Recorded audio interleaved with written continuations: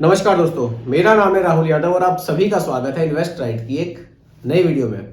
दोस्तों, आज की वीडियो बहुत ज़्यादा इंटरेस्टिंग होने वाली है। एक कमेंट मैंने पिक किया है क्योंकि कमेंट वाली सीरीज ये चल रही है। अगर आप लोगों के मन में भी कोई डाउट हो, आपने इन्वेस्टमेंट अपना किया हुआ हो, आप पोर्टफोलियो भी अपना रिव्यू कराना चाहते हो कि मैंने यहाँ इन्वेस्ट किया हुआ है या मेरा प्लान है कि मैं इन फंड्स में इन्वेस्ट करना चाहता हूँ, तो क्या ये मेरा पोर्टफोलियो सही रहेगा। देखिए, कुछ चीज़ें मैं आपको समझा सकता हूँ, बता सकता हूँ। देखिए, फाइनल डिसीजन तो आप ही को लेना है, लेकिन अगर आप लोगों के मन में कोई कंफ्यूजन है तो हो सकता है कि आप मुझे कमेंट करें और वो कंफ्यूजन आपका दूर हो जाए। तो इसलिए बिना किसी झिझक के, बिना किसी डर के आप लोग कमेंट मुझे कर सकते हैं, क्योंकि कमेंट्स वाली सीरीज चल रही है और काफी लोगों को बेनिफिट इससे हुआ भी है। काफी लोग कमेंट मुझे करते हैं कि सर, इस सीरीज से ना हमें वाकई बहुत बेनिफिट हुआ है। बहुत कंफ्यूजन थे हमारे मन में एसआईपी को लेकर, इन्वेस्टमेंट को लेकर, कैसे करें या ना करें, कितने रिटर्न है, क्या है।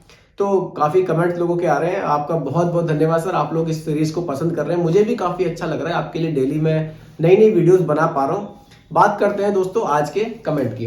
और आपके मन में कोई कंफ्यूजन हो रहा हो, आप बिल्कुल बेझिझक कमेंट मुझे कीजिए। रिप्लाई आने में सर देखिए, क्योंकि डेली 2 ही वीडियो आ पाती है, एक दोपहर के 2 बजे और एक शाम के 7 बजे। कमेंट्स ज्यादा है, वीडियोस कम है, लेकिन धीरे धीरे सभी के कमेंट्स से सभी के डाउट्स में क्लियर कर रहा हूँ। बाकी किसी किसी दिन दोस्तों कोशिश करेंगे लाइव आने की। कल मैंने कोशिश की थी लाइव आने की, मैं असल में कभी पहले लाइव आया नहीं था। अब मैंने सीखा है थोड़ा सा, तो हम लोग कोशिश करेंगे किसी दिन मैं कम्युनिटी पोस्ट डाल दूंगा कि कब मैं लाइव आऊंगा। तो लाइव आप मुझसे क्वेश्चन पूछ सकते हैं, मैं आपका रिप्लाई लाइव वहां पर कर दूंगा। चलिए बात करते हैं आज के कमेंट की। रमेश माने जी का कमेंट है। इनका कहना है ये काफी टाइम से कमेंट कर रहे हैं लेकिन कमेंट पिक नहीं कर रहे हैं, आप बिजी होंगे। नहीं सर, ऐसा नहीं है, कमेंट्स ज्यादा हो जाते हैं कई बार, तो मैं मिस कर देता हूँ कमेंट। इनका कहना है 50 ईयर इनकी एज है और ये इन्होंने जो पोर्टफोलियो अपना बनाया है, किस किस तरह से इनको इन्वेस्ट करना है। इनको एसआईपी में इन्वेस्ट करना है 12,000 रुपये महीना। ये सारे फंड्स इन्होंने एसबीआई के सिलेक्ट किए हैं। SBI Contra fund, technology opportunity fund, focus equity fund, equity hybrid fund, multi cap fund और स्मॉल कैप फंड। सभी में 2-2 हजार रुपए की एसआईपी इनको करनी है। तो इनका कहना है कि ठीक रहेगा या इसमें कुछ चेंज मुझे करने चाहिए। देखिए सर, 50 की आपकी एज है और जो फंड सिलेक्शन आपका है ना, ये बहुत हाई रिस्क में अपने पैसे को यहाँ पर इन्वेस्ट आप करना चाहते हैं। मेरे हिसाब से थोड़े से चेंजेस आपको इसमें जरूर करने चाहिए। बाकी देखिए, फाइनल डिसीजन आप ही का है, पैसा आपका है, आप अपने हिसाब से भी डिसीजन ले सकते हैं। मैं खाली यहाँ पर एक राय आपको दे रहा हूँ, क्योंकि देखिए आपने जो फंड बताए हैं मुझे, बहुत ज्यादा हाई रिस्क में आप पैसे को डाल रहे हैं। मेरे हिसाब से 50 की एज में आपको थोड़ा सा सेफ साइड चलना चाहिए। इतना ज्यादा रिस्क में, सारा पैसा रिस्क में हमें नहीं इन्वेस्ट करना चाहिए। चलिए फंड्स के मैं नाम यहाँ लिख देता हूँ। सबसे पहले एज में यहाँ लिख देता हूँ। सर की जो एज है वो 50 की है,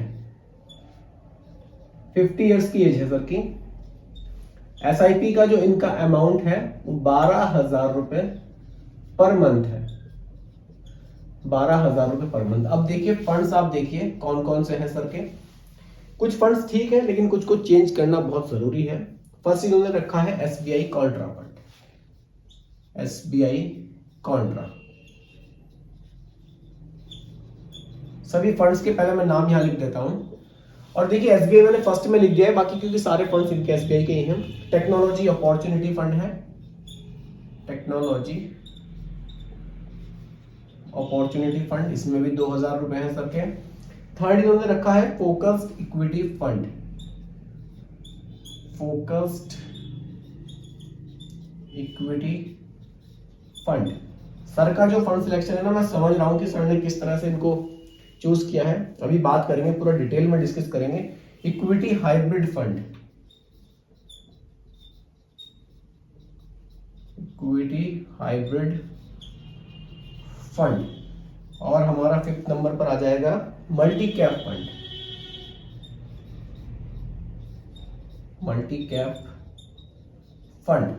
और हमारा 6th नंबर पर आ जाएगा स्मॉल कैप फंड,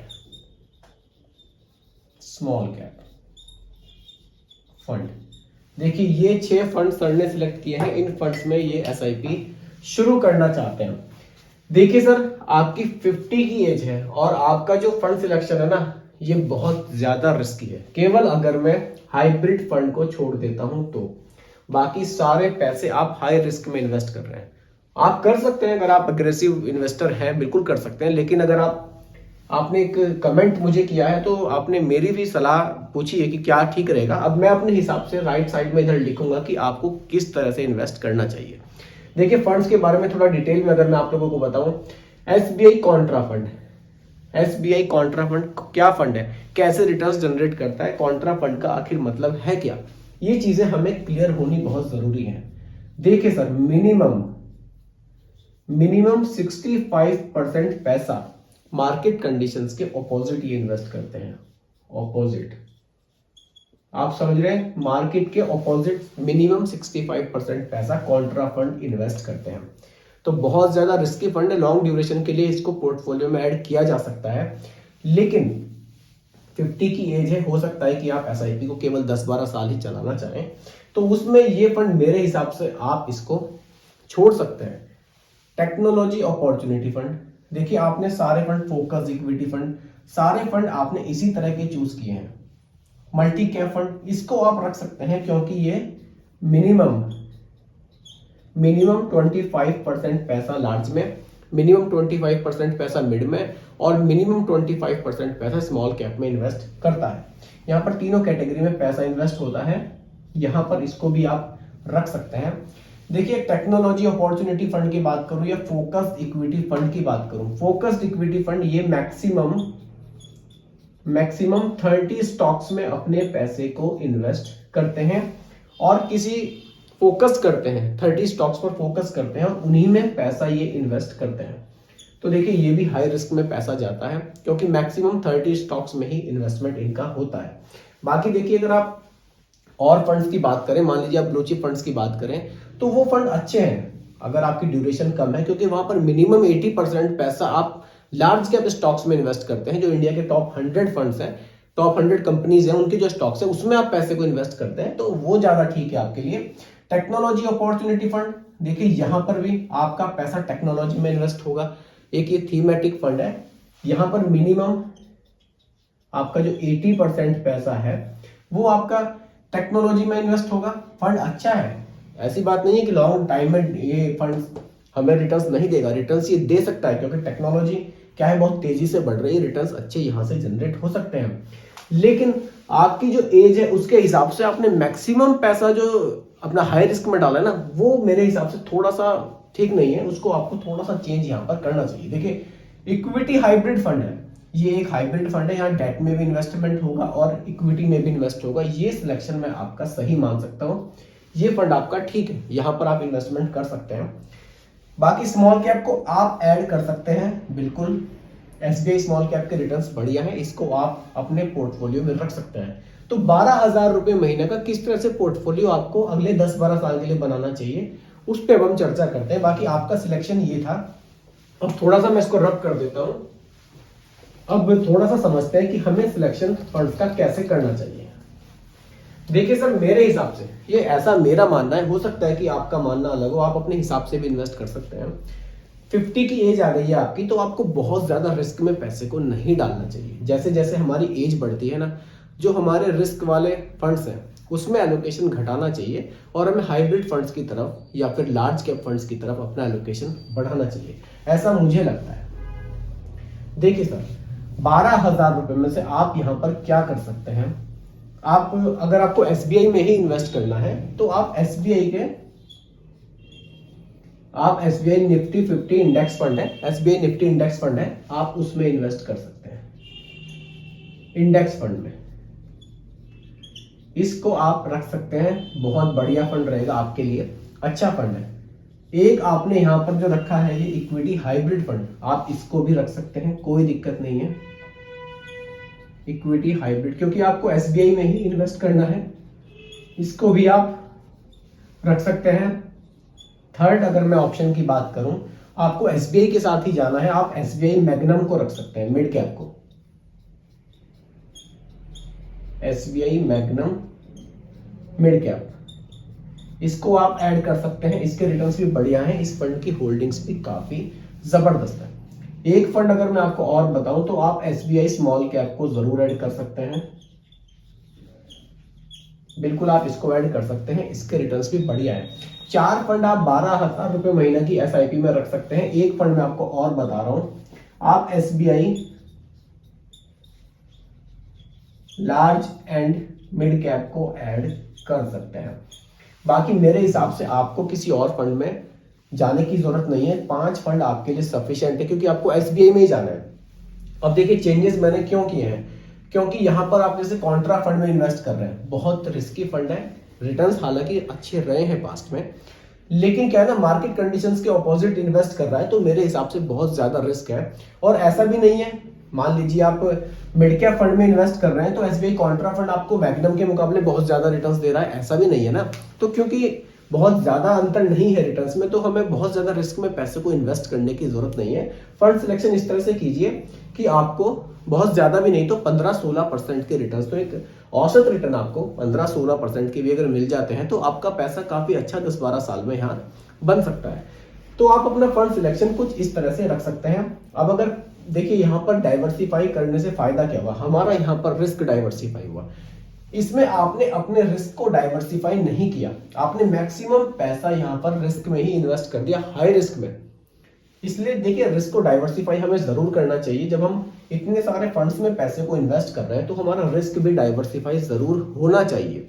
अब रिस्क को डाइवर्सिफाई करने का यही तरीका है कि हमें फंड सिलेक्शन इस तरह से करना चाहिए। देखिए निफ्टी 50 इंडेक्स फंड है, यहाँ पर जो हम पैसा इन्वेस्ट करेंगे, इंडिया की टॉप 50 कंपनीज में पैसा इन्वेस्ट होगा, तो यहाँ पर रिस्क ऑटोमेटिक हमारा कम हो जाएगा। अब देखिए इक्विटी हाइब्रिड फंड है, यहाँ पैसा डेट में भी इन्वेस्ट होगा और यहाँ पैसा इक्विटी में भी इन्वेस्ट होगा। तो यहाँ कुछ पैसा डेट में जा रहा है, इसलिए ये भी फंड हमारा बढ़िया रहेगा।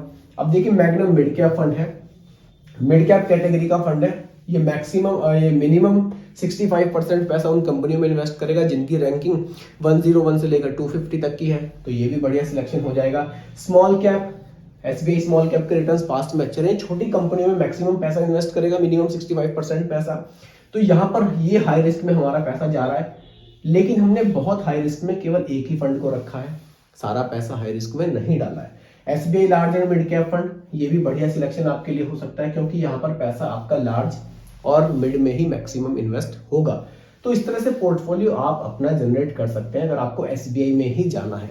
अगर आपको एसबीआई के अलावा किसी और फंड में जाना होता तो फिर मैं कुछ और फंड भी आपको सजेस्ट जरूर करता, लेकिन केवल एसबीआई में इन्वेस्ट करना है तो आप इस तरह से भी पोर्टफोलियो अपना जनरेट कर सकते हैं। अगर आपको इस पोर्टफोलियो से लॉन्ग ड्यूरेशन में 16% का रिटर्न भी अगर मिल जाता है तो काफी बढ़िया रिटर्न्स आपको ये देखने को मिल सकता है। देखिए एसआईपी कैलकुलेटर की अगर मैं यहाँ पर हेल्प लूं, आपकी 12,000 रुपये महीना की एसआईपी है, 12,000 पर मंथ की एसआईपी है आपकी। अगर आपको बहुत ज्यादा नहीं, हो सकता है कि आपको 16 से ज्यादा ही मिल जाए, क्योंकि फंड सिलेक्शन यहाँ पर काफी ठीक ठाक है, लेकिन अगर मैं 16 ही रखता हूँ और आपकी जो एसआईपी है उसको बहुत लंबी नहीं, 12 साल भी आप चला ले जाते हैं, तो आपकी जो वैल्यू है वो लगभग 52 लाख रुपीस की आपको देखने को मिल सकती है।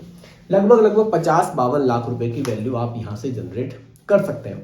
तो दोस्तों देखिए, जब भी हम फंड सिलेक्शन करें तो हमें बहुत ही सोच समझकर आराम से फंड सिलेक्शन करना चाहिए, इसमें बहुत जल्दीबाजी हमें नहीं करनी चाहिए। मैं तो अपनी वीडियोस में बोलता भी हूँ कि अगर आपको कोई कंफ्यूजन है तो आप लोग कमेंट मुझे कर सकते हैं, मैं रिप्लाई करने की आपको पूरी कोशिश करता हूँ, मैं जल्दी रिप्लाई करने की कोशिश करता हूँ।